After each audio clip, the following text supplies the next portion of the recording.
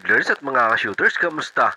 Kamusta po kayo? Ito nga po ang sinabi ni Justin Baltasar kung saan siya nakapokus at sa kanilang panalo laban sa Rain or Shine, Elasto Painters. At matapos sinirang na best player of the game, ito naman ang sinabi na nagpabalik aksyon na si Jason David sa Barangay Ginebra, San Miguel. Tara, sama-sama po natin pag-usapan talakayan yan matapos po ako maglambing ng isang like, share, comment down below and don't forget to subscribe and hit that notification bell button para lagi po tayong updated sa ating pong mga video at lahat po ng ating shoutout. Nasa dulong bahagi lang po ng bidyong ito. Wala nga pong idea si Converge 5Rxers rookie Justin Baltasar na mayroon na pala siyang mataas na statistic katulad nga po ng kanyang pagpitas ng rebound na umabot na sa 20 plus. Sa panalo nga po ng Converge 5Rxers laban sa Rain or Shine, Elasto Painters.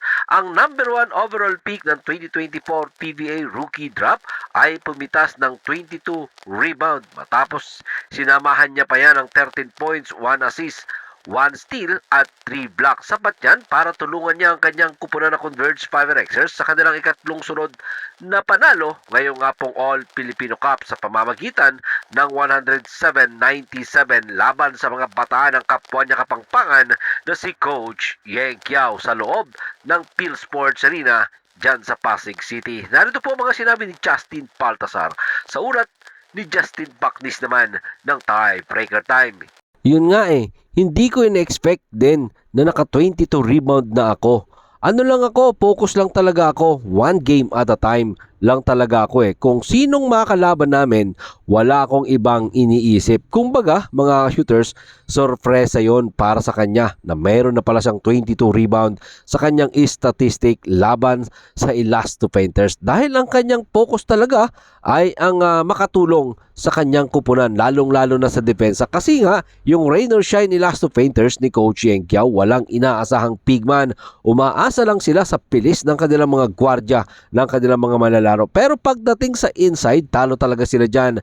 Sinabi na nga po yan ni Coach Yeng Kiao sa nakaraan po nating video. Dahil nandyan sa lineup ng Converge 5Rxers, eto nga pong twin tower nila, etong Justin Arana, Justin Baltasar, yun ang sinamantala nila.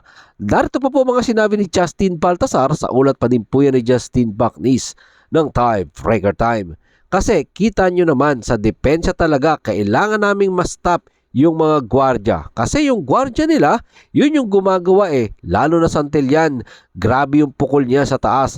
Kaya yung depensa talaga namin ang nagdala doon. Alam nyo naman na quarterfinals lang ang naabot namin. So kailangan naming mahigitan pa namin. Yun ang kailangan naming pagtrabahuhan. Double effort talaga. Yan nga po mga sinabi ni Justin Baltasar sa nasabing panalo ng Converge 5Rxers laban sa Rain or Shine Elasto Painters. Dalawang player nila ang may parehas na 24 points. Yan nga po ay sina Winston 24, Stockton nag-boost din ng 24 puntos. Samantalang ang dalawang Justin naman ay may 18 points etong si Arana at si Palti naman ay nagpuhos ng kanyang 13 points. Sa mga bata naman ni Coach Yeng Kiao, pinangunahan ni Leonard Santillan na mayroong 26 points. Tinulungan siya ng 25 ni Gian Mamuyak. Etong si Nukum nag-ambag 10 ng 11 points pero kinapos sa scoring ang mga bataan ni Coach Yeng Kiao. Kaya naman napagwagian niyan ng Converge 5Rxers ang nasabing bakbakan. Eto pag-usapan naman po natin etong pagbabalik aksyon ni Jason David sa Barangay Ginebra, San Miguel. Ang ganda ng pagbabalik sa lineup ng Barangay Ginebra, San Miguel na si Jason David na nanatiling nakahanda hanggat maaari kasi wala naman talagang katiyakan kung makapaglalaro nga ba siya. Pero ayon at nabigyan ng pagkakataon, kaya naman agad nagpasiklam ang Patang Sabik maglaro. Ginawa niya ito sa pamamagitan ng pagpapanatili at pananampalataya. Sa wakas ay nasagot ang kanyang kahilingan at kanyang pamilya yung makabalik nga po siya sa lineup at makapaglaro muli sa Barangay Ginebra, San Miguel. Narito po mga sinabi ni Jason David sa ulat ni Justin Baknis ng Tiebreaker Time. Masaya ako syempre na nakabalik ako ulit. Ako sa lineup. Yun yung pinagdarasal ko ng pamilya ko na makalaro ako.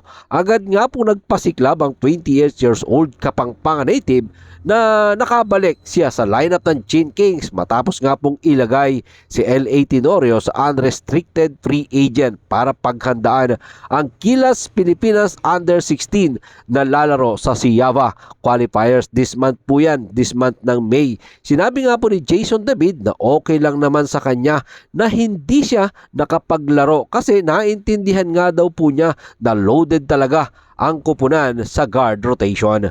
Narito pang buong muli si Jason David. Sa ulat pa din po yan ni Justin Bacnis ng Tie Breaker Time.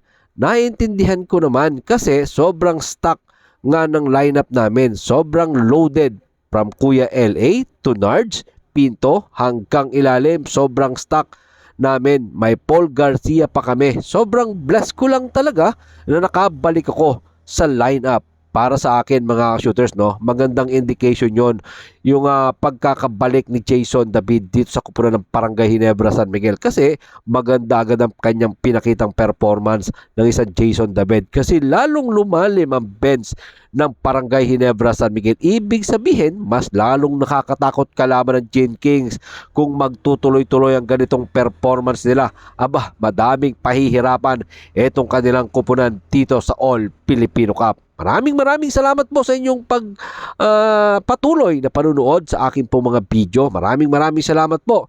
Ito po at kung ano man po ang inyong maging opinion, dyan po natin yan pag-usapan sa comment section. Ingat and God bless everyone. Adjourn. Pero katulad po ng ating nakagawian, bago po natin tapusin ang ating video, shoutout po kina